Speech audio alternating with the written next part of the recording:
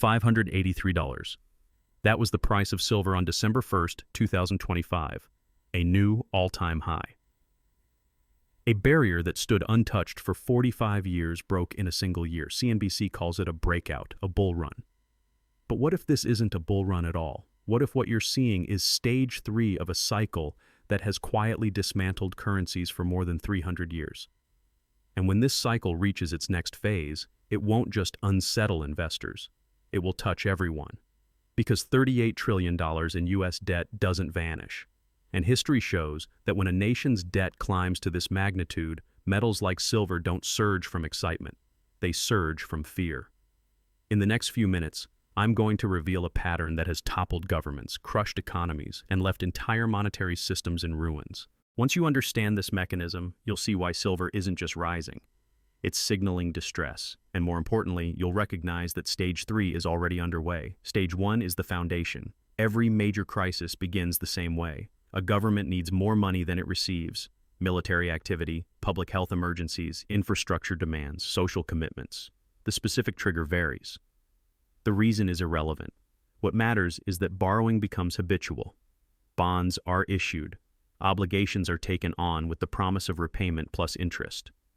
At first, it appears sustainable. Rates are low. Growth continues. The system looks stable. But here's the crucial point.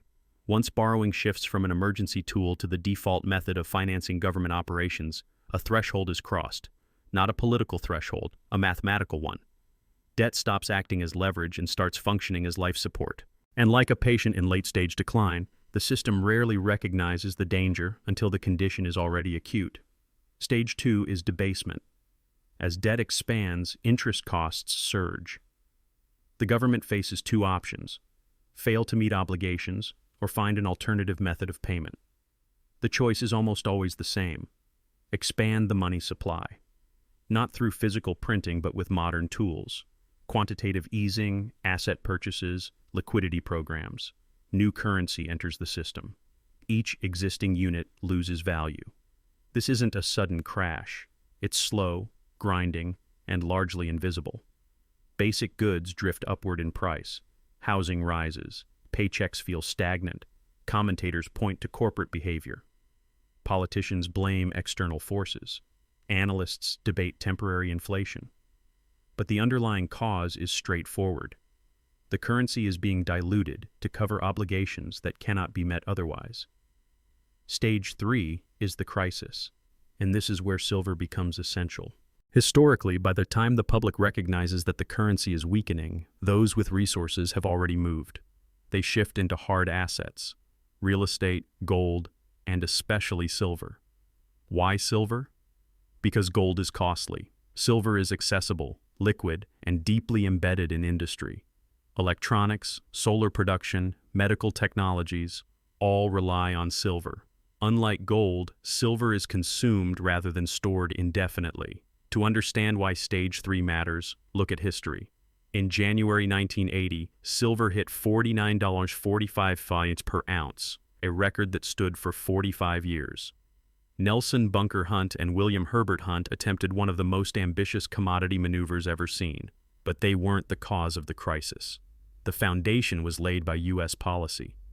Stage 1 began decades earlier. Vietnam spending, domestic expansion programs, and deficit financing supported by borrowing and currency not backed by hard assets. In 1971, the Bretton Woods link between the dollar and gold was closed, severing convertibility entirely.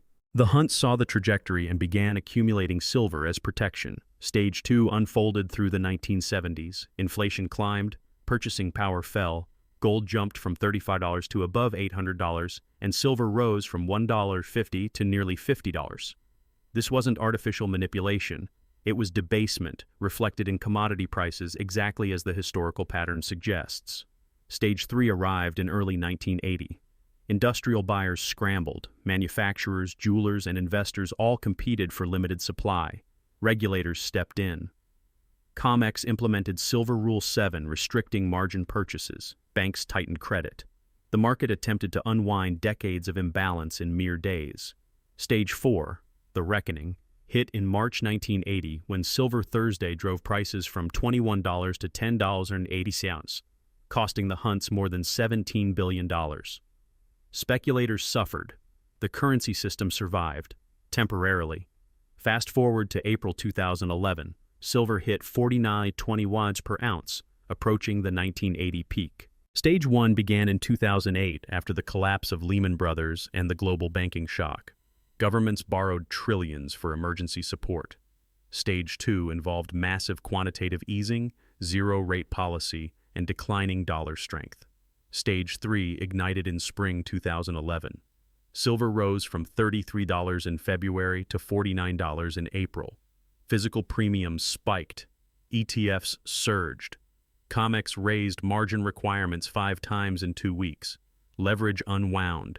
Stage 4 followed that summer when the U.S. credit rating was downgraded, markets fell, and silver dropped to $30. Again, the pattern held. Now December 2025. Stage 1 is obvious. $38 trillion in U.S. debt. Interest costs above $1 trillion. Stage 2 is visible.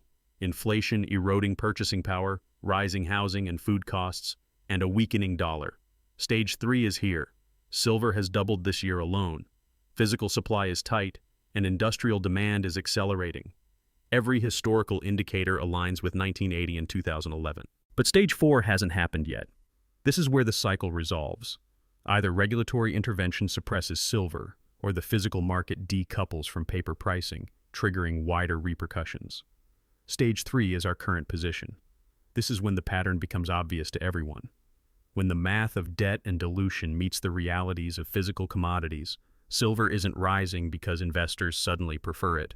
It's rising because the dollar is losing value. And those who recognize this pattern are already moving to shield themselves. Look at the numbers. Silver entered 2025 at $28.94 per ounce. By December 1st, it reached $583, more than doubling in 12 months. That alone draws attention. But the real story isn't the price, it's the mechanism behind it. This is Stage 3, the crisis phase. And it's defined by 3 forces hitting at once. First, physical silver is tightening relative to paper silver. Futures, ETFs, and certificates all imply claims on metal, but the volume of silver available for delivery is limited. When demand for actual metal exceeds supply, premiums rise. Dealers struggle to ship enough ounces quickly. Allocation limits emerge, delivery delays increase. This isn't speculation, it's fundamental economics. And it shows that the market is straining under Stage 3 pressure. Second, industrial demand is accelerating. Unlike gold, silver is consumed in manufacturing. Solar capacity, EVs, chips, medical devices all require silver. If shipments slow, production slows. Manufacturers will pay whatever is necessary to secure supply. In 2024, more than 680 million ounces were used industrially, an all-time high. And in 2025, the Silver Institute projects a 5th straight annual deficit. Global inventories are contracting. London vaults held 31,000 metric tons in June 2022. By March 2025, only 22,000 remained. China's reserves hit their lowest point in a decade. India, the top consumer, saw record demand in October 2025, with prices reaching new highs domestically. Third, regulators and policymakers are preparing to step in. Trading pauses, higher margin requirements, and limits on leveraged positions have all been used historically to prevent markets from spiraling. Recall 1980 and 2011. COMEX interventions and margin changes shaped Stage 4 outcomes. November 28, 2025 gave a preview. Trading was halted for several hours at CME's COMEX, officially due to a technical issue, but the impact was unmistakable. Prices jumped, liquidity evaporated, and volatility spiked. Stage 3 is a contest between natural market forces and regulatory control. The math of Stage 3 is unavoidable. Debt expands, interest costs rise, currency supply grows, purchasing power erodes, and physical demand for silver intensifies. But unlike prior cycles, the scale today is unprecedented. The U.S. debt load is now at unprecedented levels. Central banks worldwide are carrying expanded balance sheets after more than a decade of quantitative easing. Industrial demand for silver is accelerating as green energy projects and advanced technologies scale up. This creates a critical imbalance. Paper contracts suggest abundance, while physical inventory tells a different story. Speculators rush, industrial buyers grow anxious, and authorities intervene to stabilize activity. Markets strain, volatility increases, premiums rise, and in the midst of this, everyday investors feel the pressure, often only after the shift is already underway. Stage 4, the reckoning, is approaching. This is where the cycle concludes, and only two outcomes exist. Scenario 1, regulatory containment works. New rules are enforced, margin requirements climb, and the relationship between paper and physical markets is adjusted to prevent a runaway surge. Prices are pushed downward. Leveraged traders take losses. The broader currency system remains intact, but individuals holding paper claims may suffer significant hits. Wealth transfers quietly, punishing those who failed to recognize the pattern early. Scenario 2, containment fails. Paper markets lose alignment with physical availability. Industrial users cannot secure silver at any price. Supply chains stall. Prices surge to levels that sound extreme today. $100, $200, or higher. And this is no longer just a silver issue. It becomes a currency issue. If authorities cannot control the pricing of one critical industrial commodity, what else slips beyond control? Once Stage 4 arrives, consequences expand across the entire economy. Review the historical record. Adjusted for inflation using official metrics, silver's 1980 peak of $49.45 equals about $194 per ounce today. Even at $583, silver remains below that benchmark. The conclusion is unavoidable. Even at current levels, silver is still undervalued relative to the erosion of purchasing power driven by debt expansion and currency dilution. And here is the difficult truth. Most people treat silver as a simple commodity. They focus on the number on a screen. They miss the underlying mechanism, the hidden engine of debt, monetary expansion, industrial consumption, and regulation working beneath the surface.